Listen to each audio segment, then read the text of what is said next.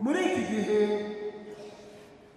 turiko turakenguruka umwaka twasozereye n'akaryo ko kwirimbura ngo tubone ko turi mu ntumbero twihaye yo gushinga imizi mu Mana canke ko turi mu vyacu gusa. Nagira mbonereho rero nibutse ibisata bibiri mu buzima bw'igihugu cacu twokwihatira gutunganya neza muri uyu mwaka turiko turigina kugira ngo dutsimbataze muri twebwe inyifato yo kubaka igihugu cacu tugitegurira kazoza keza ku bana bacu bose. Ubwa mbere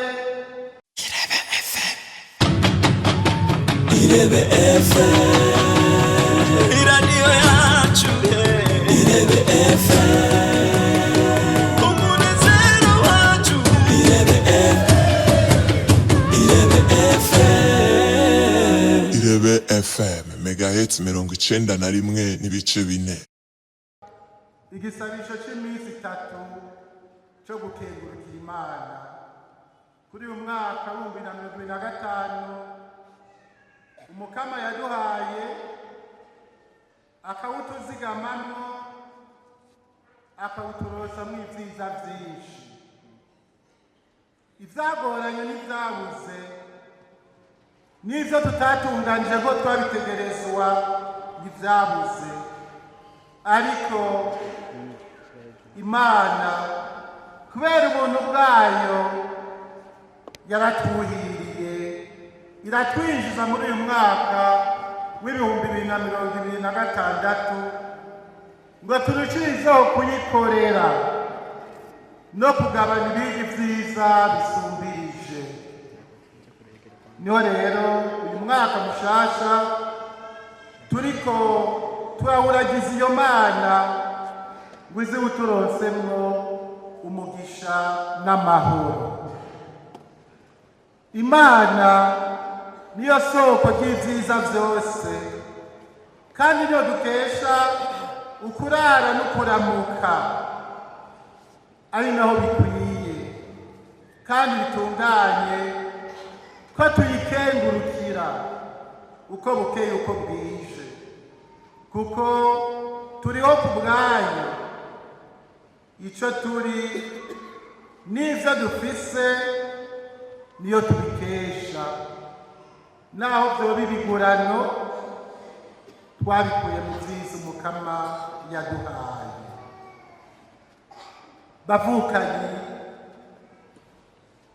mwatunganije iki gisabisho c'iyi minsi 3, mwagize neza. Ubwa mbere kwerekana ko mwashize Imana imbere,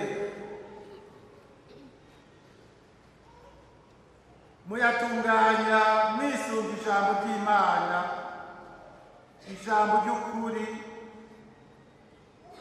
ijambo ribeshaho rimurikira ubuzima bwacu n'ingingo dufata.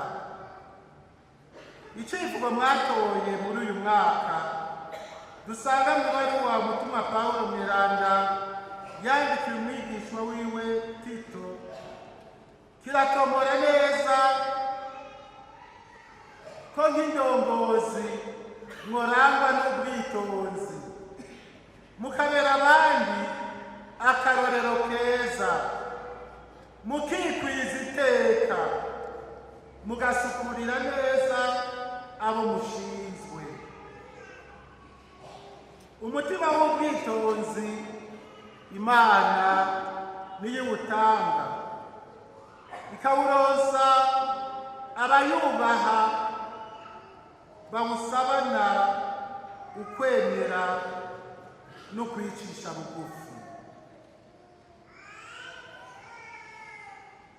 igitabo c'imigani kigira giti ushaka kuronka ubwitonzi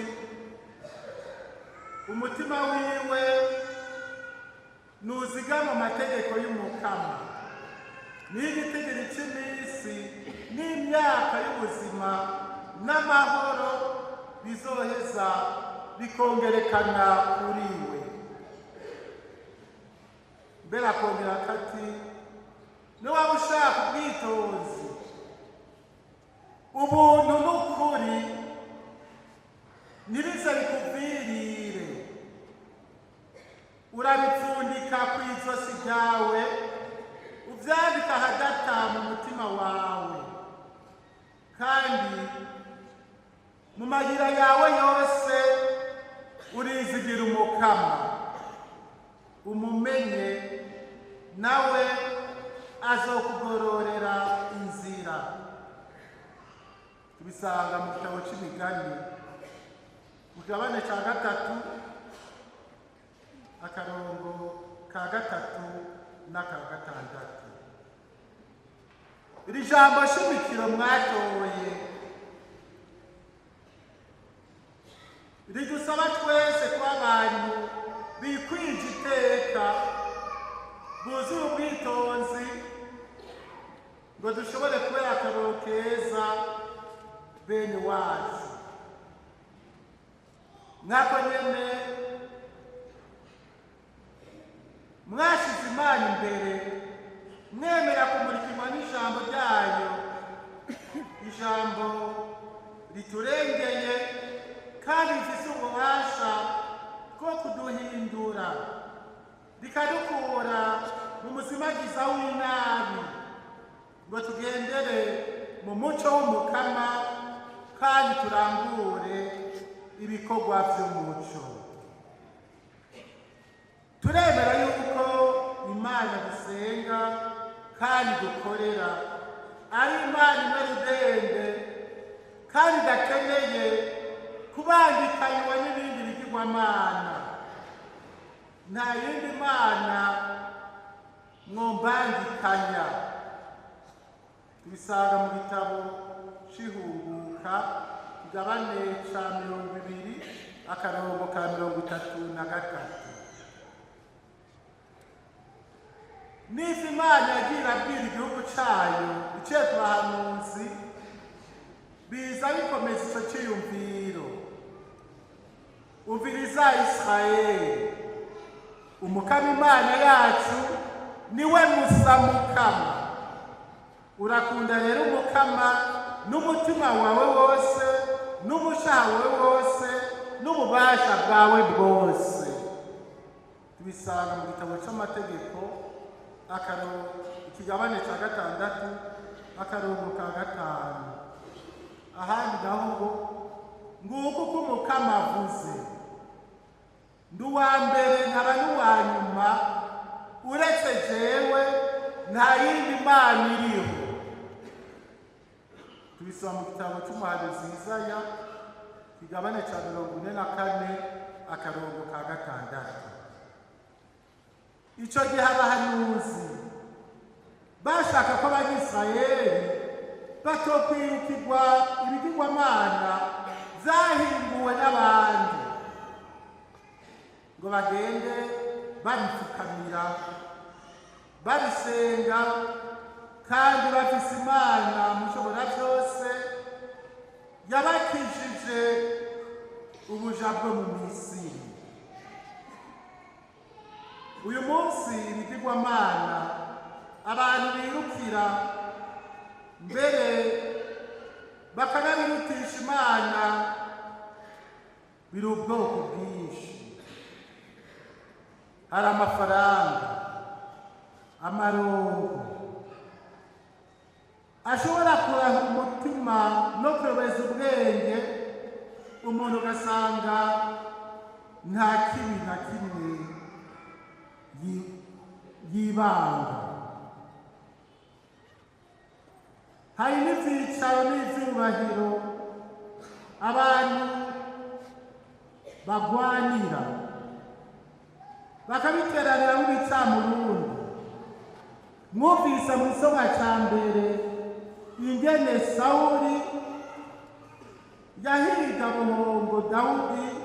ngo amwice. Iyo ataba Yonatani, umuhungu wa Sawuli, yagiye hagati agahanura se wiwe, ibara ryari kugwa. Hari abantu bagirira Imana canke bigirira Imana bakibagira ko twese dufise amamuko amwe n'amaherezo amwe, kuko twaremwe n'Imana nayo ikaduhamagarira gusangira ubuzima nayo.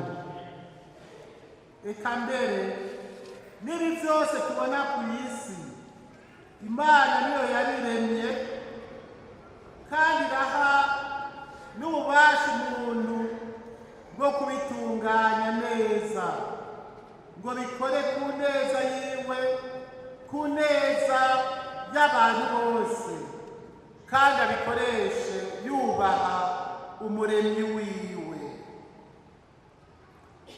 Dufatiye kuri iri jambo twumvise muri inkuru nziza, aho tubona Yesu agendura ibisagara n'ibigwati, abantu bakava mu mihingo yose baza kumwumviriza, nawe agakiza abagwayi, akirukana imitima ihumanye, bose bakamutangarira, batangarira ivyo yakora n'ivyo yavuga. Amaze kwakira abo bose baza bamugana, akabigisha umwanya muremure,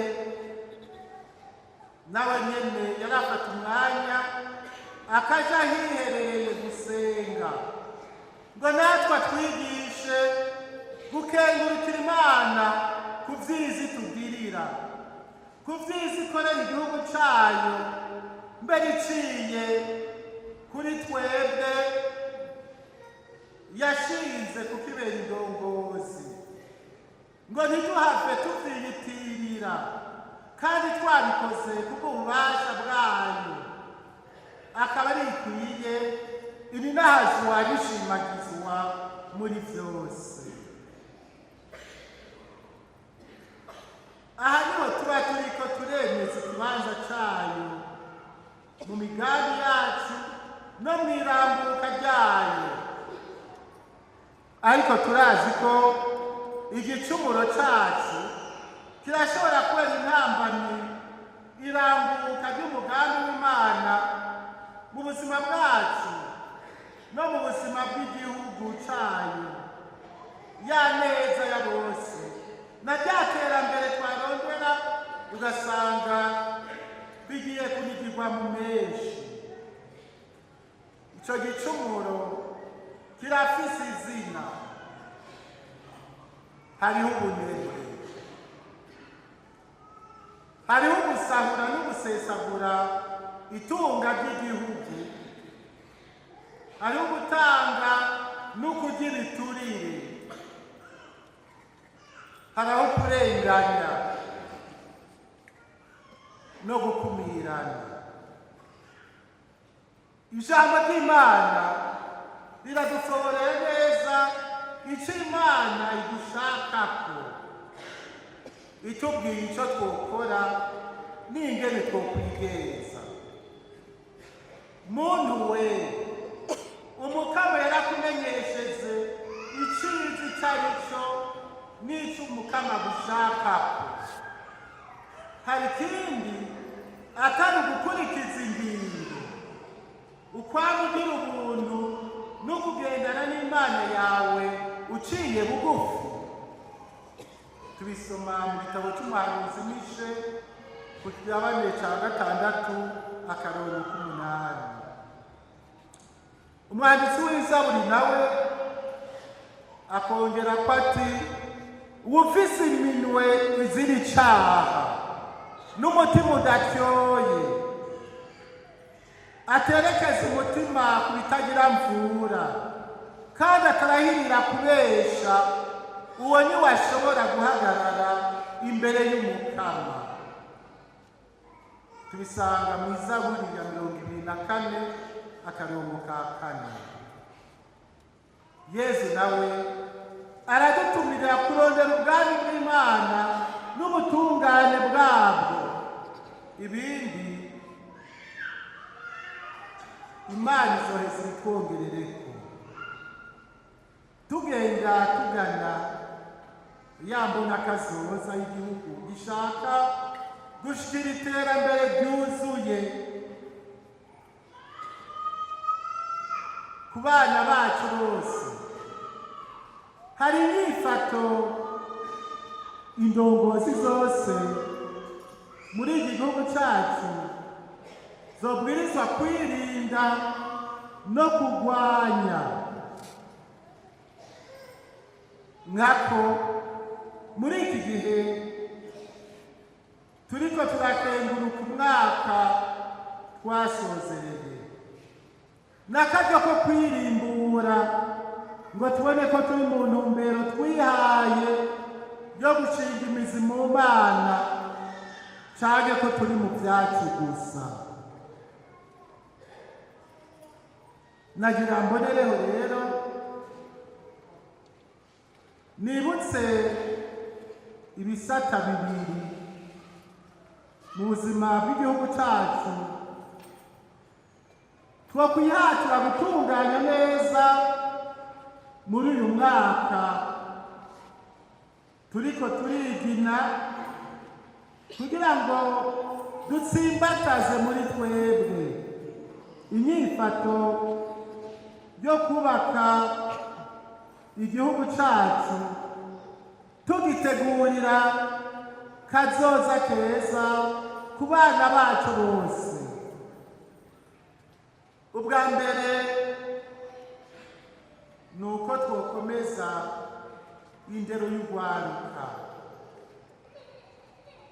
nibwo bwiteza Uburundi buteye imbere kandi bukabwirizwa kugira uruhara mu kurondera iryo terambere. Ivyo navyo biva mu mbuto iterwa muri urwo rwaruka, ni ukuvuga indero ruronswa ko ari iruha inguvu nshasha, ko ari iy'akanovera,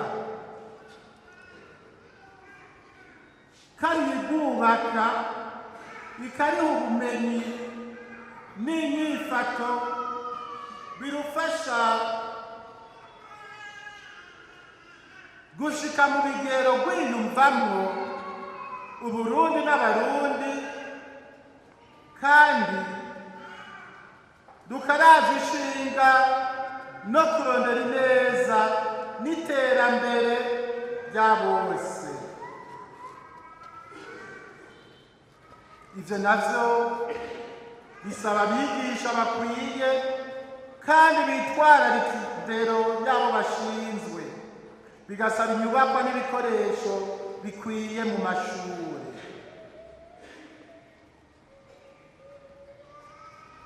Nabona ko atagikozwe n'ivyahuha vyohuhuka, kuko tubona abigisha bagabanyuka, inyubakwa n'ibikoresho bisaza,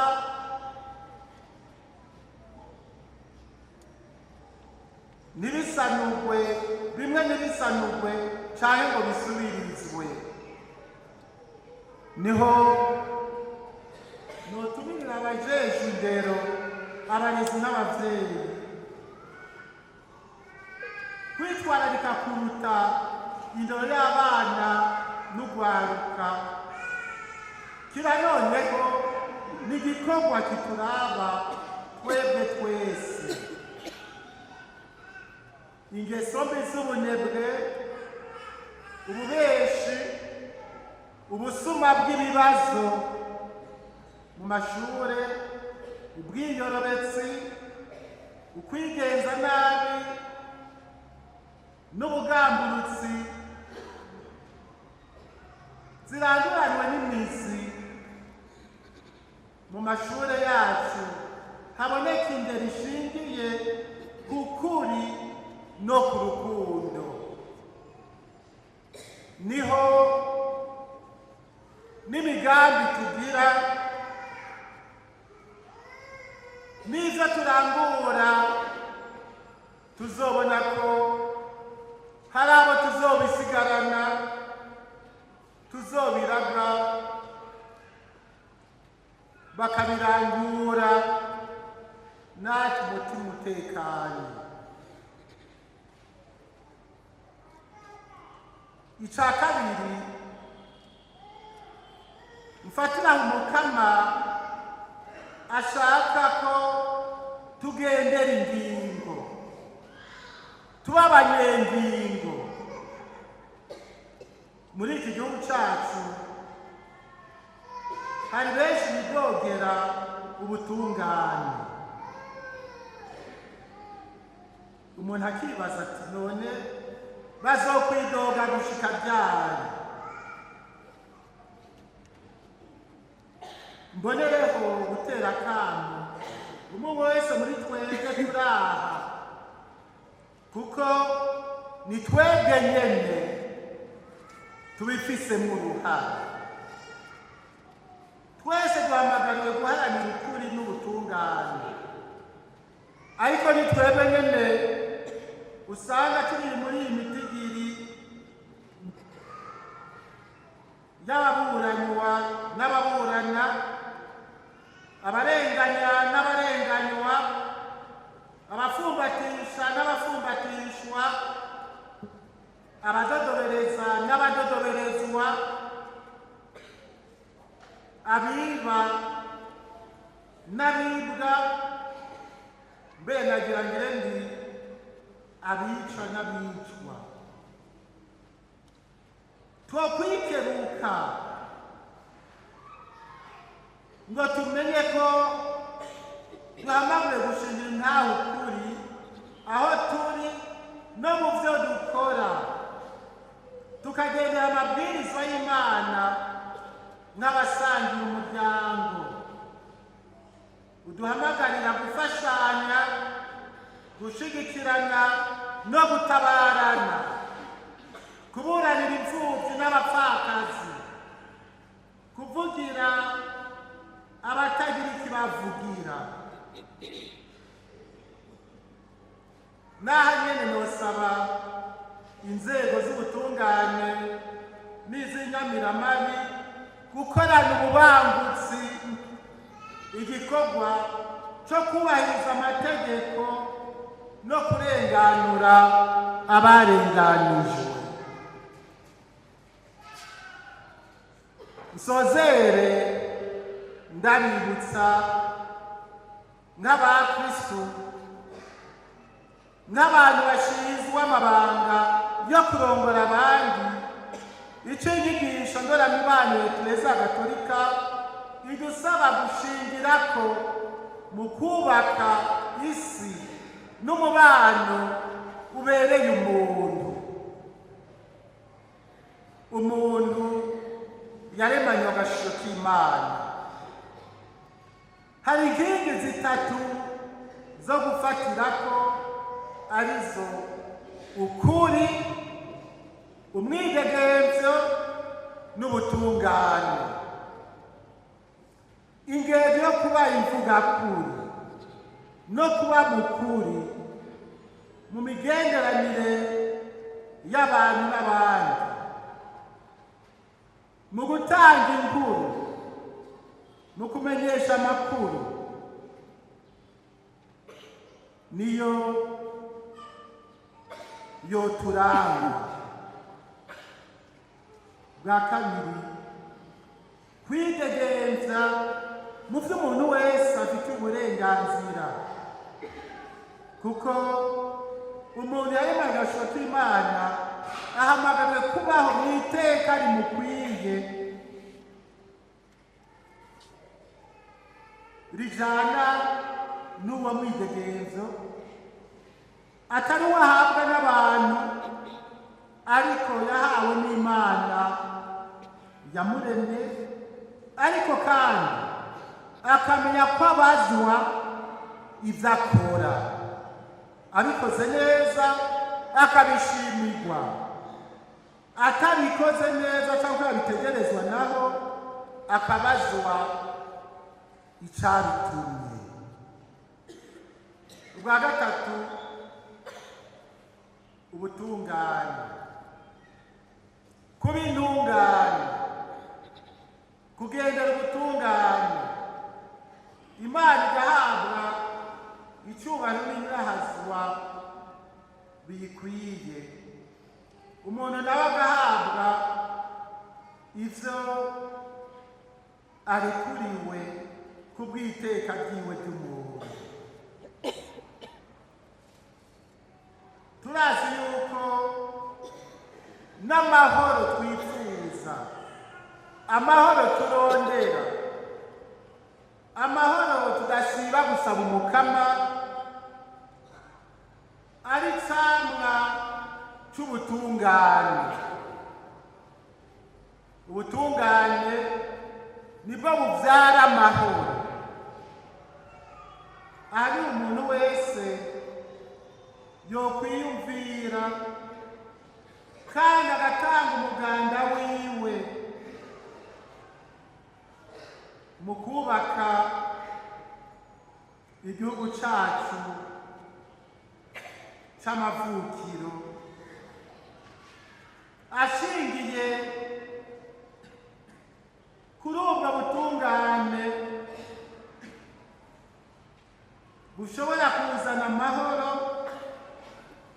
kandi bukanagishikana kuri rya terambere twifuza, tukarishikira turi kumwe twese, duhimbawe no gukengurukira Imana itwama hafi kandi ishishikara ihezagira ibikorwa vy'amaboko yacu, ihezagira Uburundi n'abarundi aho bari hose, kw'izina rya Data na Mwana na Mutima Mweranda.